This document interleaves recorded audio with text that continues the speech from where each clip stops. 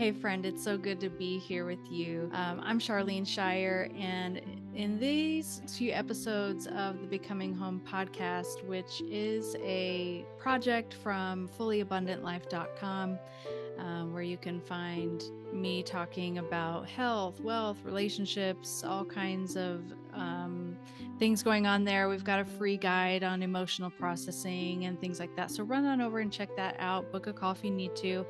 But the Becoming Home podcast is a project that I do with my daughter-in-law, Joellen, and you'll see her in a minute if you're watching on YouTube. If you're just listening, you'll be hearing her chime in. But through April and May, we've been talking about April showers bringing May flowers and just wanting to really rethink this idea of darkness. And what does it mean to be going through times of darkness? And do we need to be feeling bad? Like, I used to always feel bad about feeling bad. In a heavy religious system, it was not, I didn't feel like I was allowed to feel bad. Like I wasn't fixing my eyes on Jesus. I wasn't being spiritual enough. I was stuck in some kind of sin or something like that. That's why I was feeling dark or something.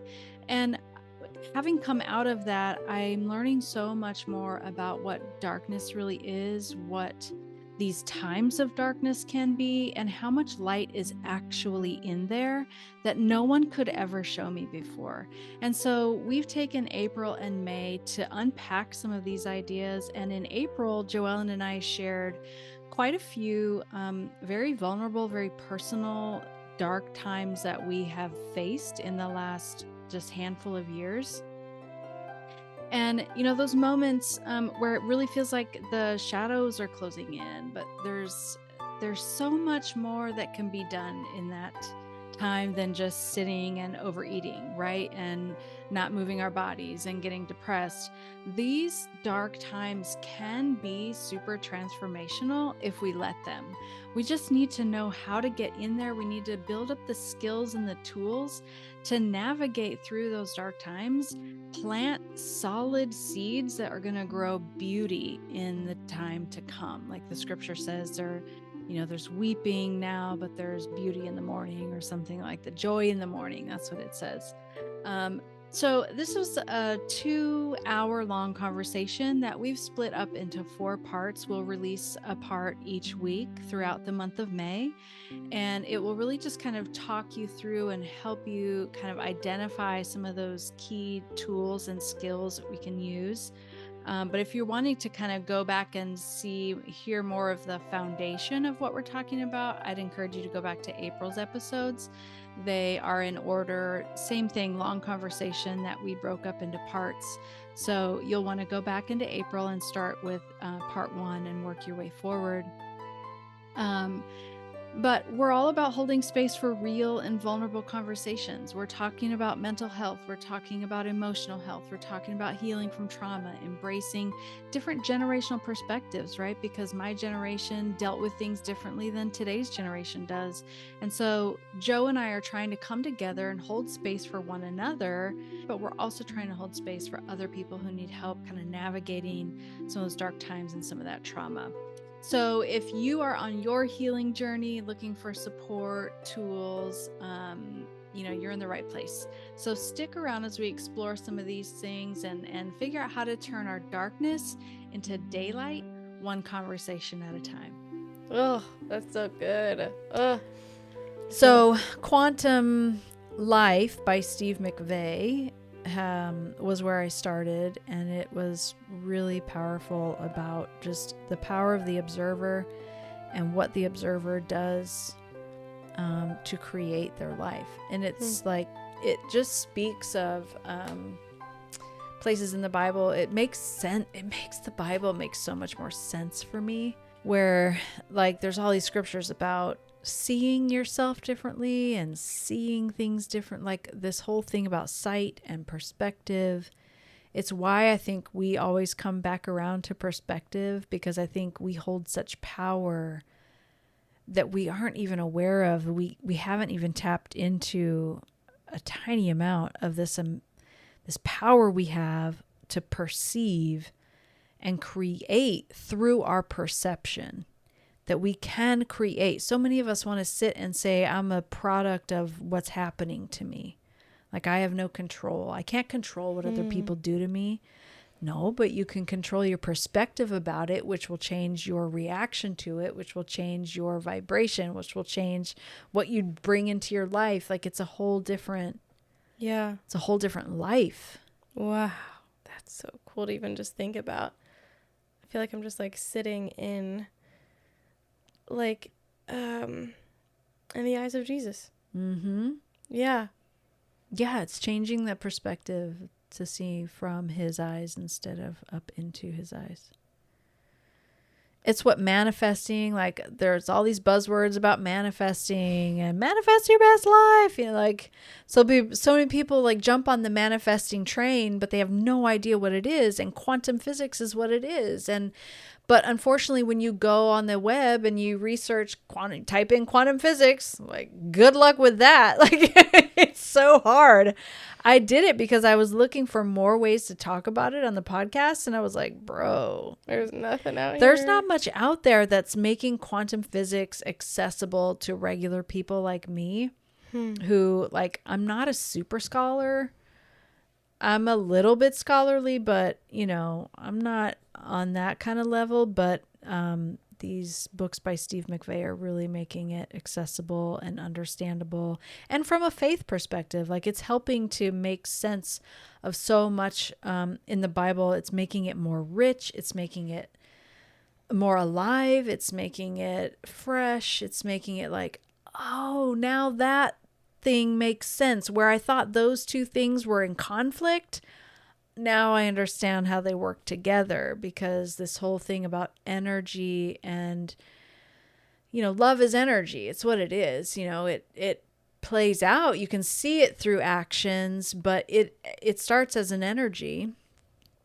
And so having this field of love that is all energy, and that's the thing too that is exciting to think about, is that remember I said that there's a pre-energy or potential energy. Mm-hmm.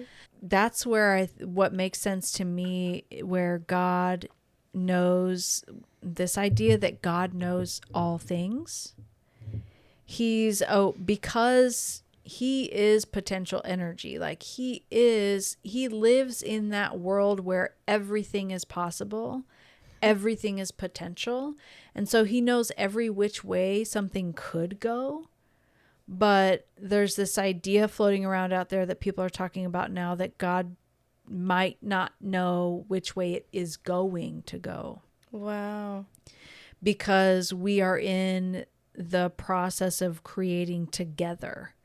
And so while he may be outside of time and space, he's also inside time and space.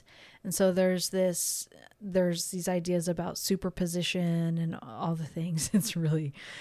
It's so much more than this, you know, podcast, but that he's in both places at the same time. And so there's a sense in which he's just kind of as surprised or as like thrilled at something as we may be, and because it wasn't predetermined what direction we would take, because at every choice we have, there's a million options. So wow, that's really cool. It's really freeing, because when you think about it that way, it's like, you know, so many times we get so caught up in what is God's will, as if there was two choices, a right choice and a wrong choice. Yes. And we get so hung up. And I see in these groups I'm in, women just getting stuck with, I don't know the right thing to do. Should I go this way? Should I go that way? Because religion tells us that God's will looks like this, XYZ. But I think it goes back to my post about letting go of guilt and shame, that God values me more than he values the contract or the life situation, or when we can see that it's so far beyond right and wrong, black and white. Like, our human nature wants to make it that simple, but it isn't, because every single choice that we have has a million choices. And then whichever one we take has another million, and then another has another like, there are so many potential life pathways. They're uncountable, unmeasurable. And so there's so much freedom in that, because, and to know that it's all been redeemed. So it doesn't matter if you make this choice here and it's the wrong choice, or hindsight, you wouldn't have done it. That you can't say that at all. There's no such thing as hindsight. I wouldn't have done that, because hindsight was maybe 12 years ago, and all the choices along the way had an infinite number of other choices. You have no idea what would have come into your life or not have come into your life at any given moment along that path. So there is no benefit to looking backwards and saying, I should have done that, I could have done that, and then this would have happened. Baloney. You cannot define that. You can't know. You can never know, because of the immense potential of possibility with every single choice. It's not just this way or that way. Yeah. Everything is so possible. Freeing. Like, there's endless options, and only so recently have I reached a point where I just kind of, like, I was telling Chris, for the first time in my life, I'm not like having existential worry or fear, because I realize that I'm like in the arms of Jesus. And I just finally kind of realized how powerful that is. I was like, it literally doesn't matter what happens in my life. I'll be okay. Yeah. And it's like, whether we have kids in a year or in 20 years, I mean, probably not 20 years, but like, Let's hope sooner. whenever, or if I have one cat or 5 cats, or Don't like, become the cat. I'll become like, no matter what, whether this is like a big decision, like a career change, or a small decision, like a pet change, whatever, like, it doesn't matter. Yeah. It does in the sense, like, I want a second cat, but it doesn't in the sense, like, there's no wrong choice. And even within my marriage, I think I was just telling you about this, like, I mean, there's always fear of, oh, am I going to marry the right person? And for some reason, Jesus had my back and was like, I'm just going to prove it to you. And throughout the choices that we made in our lives, it just became so abundantly clear. I was like, oh, obviously you. Obviously, this is the next choice in my life that I'm going to make.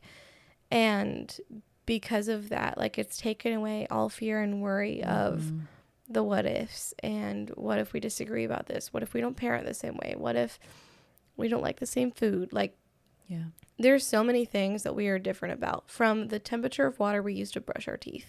Like, it's all the dumb little things to even big things that we can differ on. But because I feel so confident in, well, Jesus has got my back.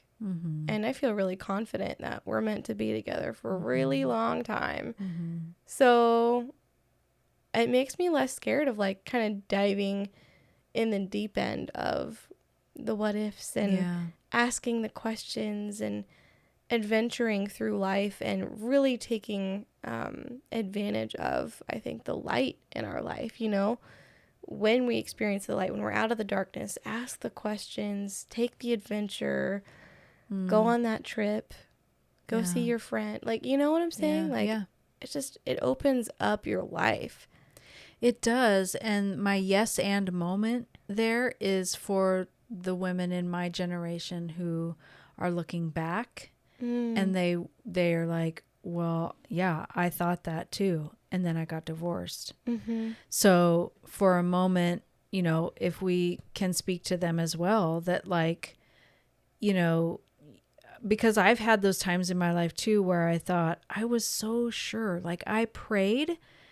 I've had times where I prayed and like put a fleece out, and like the whole thing where you kind of, okay, God, if you want me to go this direction, then show me this or show me that, or give me this, this, and this. And he did.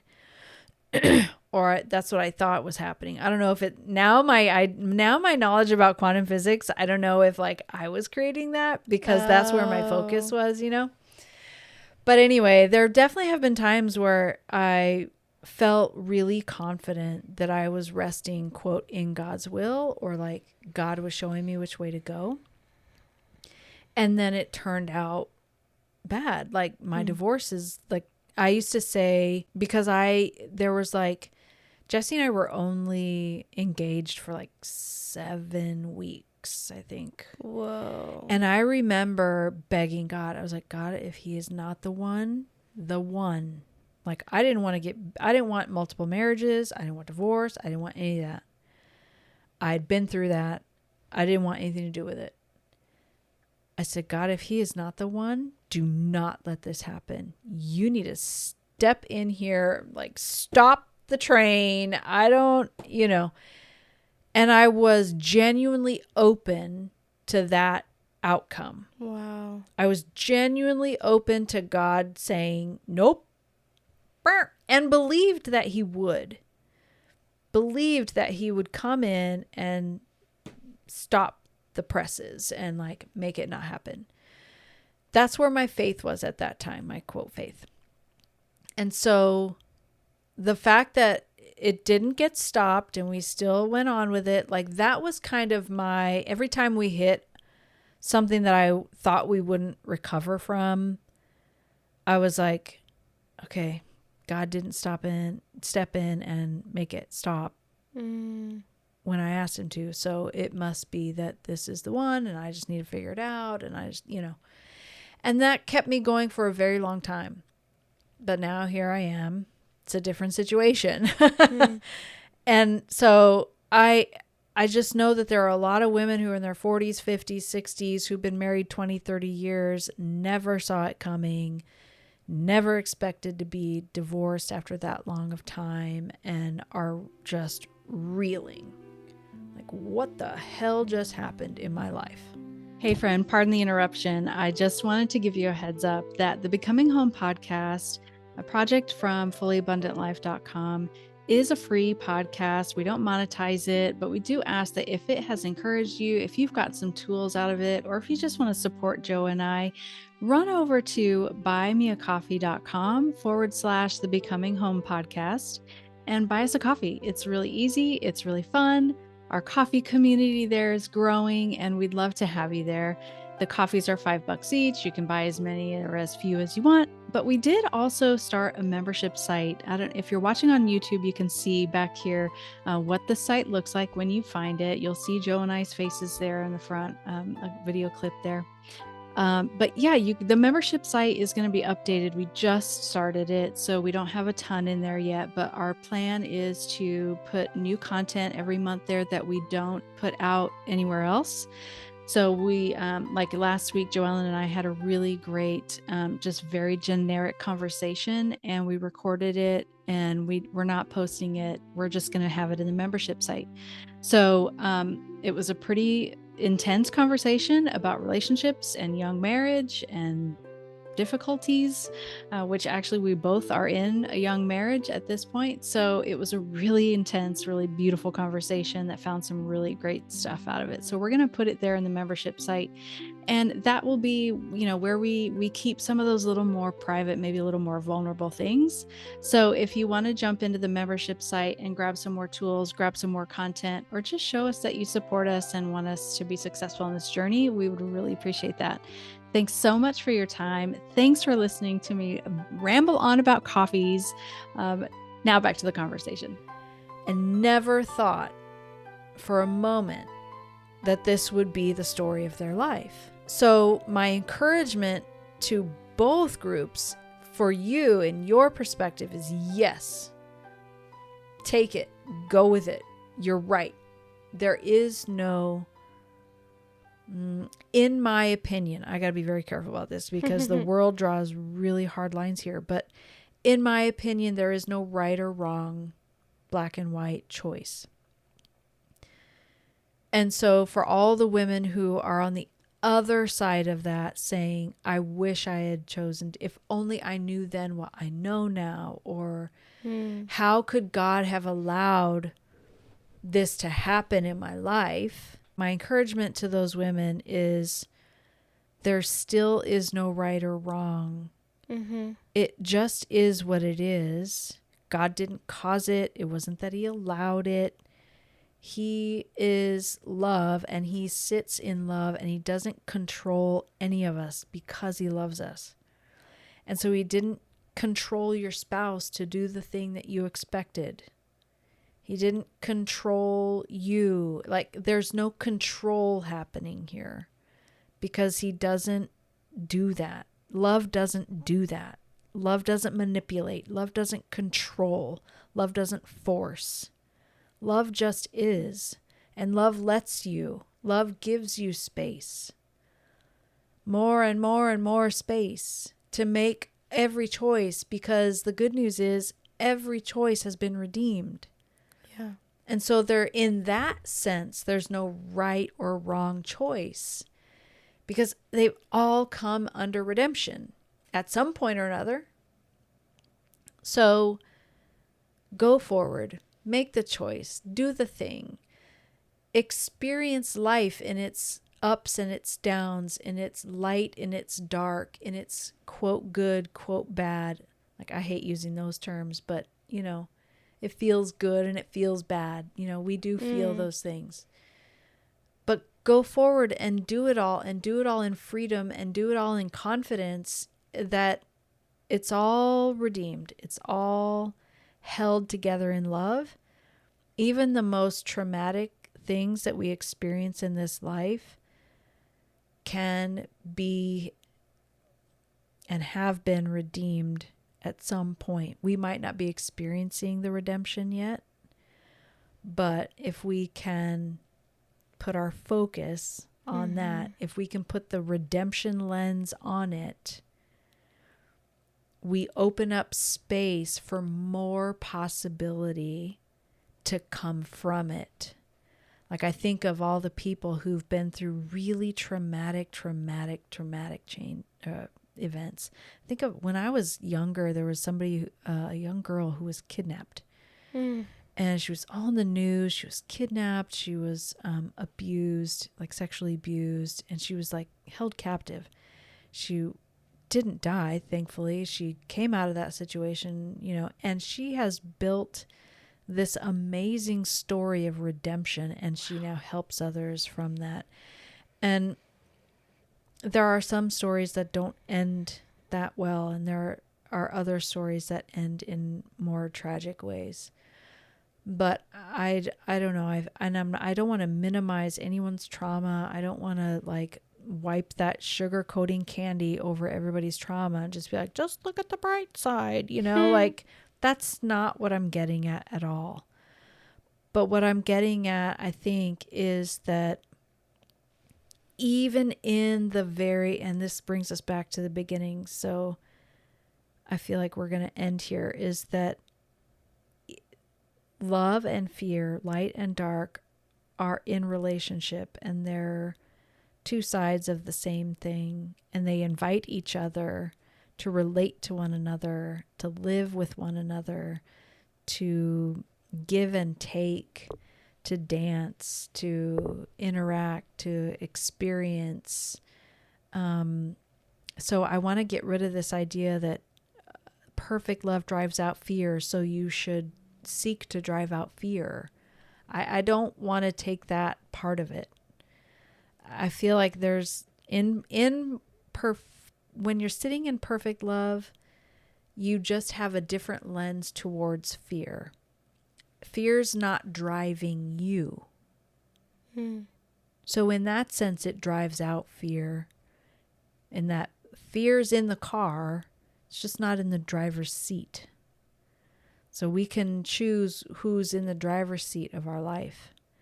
and what perspective we want to have and where we put our focus, because anything we intend our focus on, we will find evidence for, whether it's our life or the meal we want to eat that day. Yeah, I think there's a lot of truth there. I obviously, have made the choice of, this is what I've been given, so I'm going to be thankful for it. I'm going to make the most out of it. Yeah, and I feel like, with everything that we go through, like, there's a lot about my divorce that I regret. There's a lot of things that I did, choices I made. And, we talked about that in April, got pretty vulnerable about a lot of the choices that I made and how I wish I would have made different choices in some situations. But at the end of the day, I can either like sit and focus my attention on those things and those quote mistakes or whatever. Like, I guess what I'm getting at is like the way we focus on something doesn't mean we're always going to make a decision or a choice that feels the best all the time. Just because we have the power to perceive and the power to be aware doesn't mean that we can create these lives for ourselves that are without pain. Because if that were the case, like, there would be no relationship there wouldn't be pain anymore. And so then what would love really be? Because love is tied to, I feel like this goes back to February. Love is tied to fear, and pain comes out of fear. Like, fear produces pain. So like, they need each other. It's this whole yin yang, Eastern idea of like the two live within each other. They need each other because they inform the other. You know what I mean? So like, pain informs love. How would you know what love and happiness is if you never knew what pain was? Yeah. And vice versa. So like, we can either regret, or we can do like you're saying, step into a place of gratitude and be grateful for the shadow side of our emotions that informs us of the light side of our emotions and sort of gives us more space to live in gratitude and just continue to expand in our awareness of all the things. So yeah. It's just a new freedom when we can let go of this simply dualistic world of right, wrong, good, bad, this or that. It's not or, it's and. Like, if we can replace that word or with and live our lives in from a place of inclusion, like including light and dark emotions, including the relationship that they have, including our involvement with both of them, and just learning how to navigate them and just learning how to be able to shift from one to the other, learning how to step out of them and sit in the place of awareness of all of it. And not place our identity in one or the other. Because when we place our identity in love, we think that we have to eradicate fear and all the pain and all the bad things. When we place our identity in fear, we think we're incapable of love and all the other, light things. So if we can step out of that and say, nope, my identity doesn't sit with either of those. My identity sits with the awareness of those things, and that I can experience all of those things. So we go a level deeper with our identity, and we become more identified with the field of possibility than the manifested thing. Yeah. If that makes sense. Like, love and the things that we experience from those light side emotions, and fear and the things that we experience in those darker side emotions, those are all like manifested things. There's the layer before, that is the potential before those things happen or come into our lives, the field of potential in quantum physics, the field of possibility. If we can kind of get more seated in that place, and recognize that we are experiencing, my identity, I'm the one who's experiencing all of those things. There's a massive sense of freedom there, because we don't hold judgment, good or bad, over, all those things. We just recognize that all those things are possible. It's all just navigating. It's all just, oh, okay, well, I don't like that. Now that I'm aware that I don't like that, I can make a different choice, because there's a infinite number of potential choices I can make at any given moment inside space and time. So let's just be free, because we can know that in that field of possibility, that's where Christ lives. That is creation. That's like the mind of Christ, pre-creation. And so we can live there and be like, okay, it's all redeemed. It's all good. It's all fine. It's okay. Yeah. There's such freedom. Yeah. And the temptation, or like the criticism of religious people, would say, well, it's the whole argument of like Romans, right? Like where Paul is trying to argue with them, like, grace doesn't mean that you just go off and kill your neighbor. Like, that's not, it doesn't give you permission to it's not like this license to go be awful to people. What it is this place of like, you don't even want to do those things. Mm-hmm. You can see all the potential and all the possibility. You're living like pre-decision, kind of, in a way. And you're like, oh yeah, I don't want to act gross to my neighbor. I don't really want to like separate from people and from things and from, because I see that there's potential beauty in all the things, in all the choices, and all the people.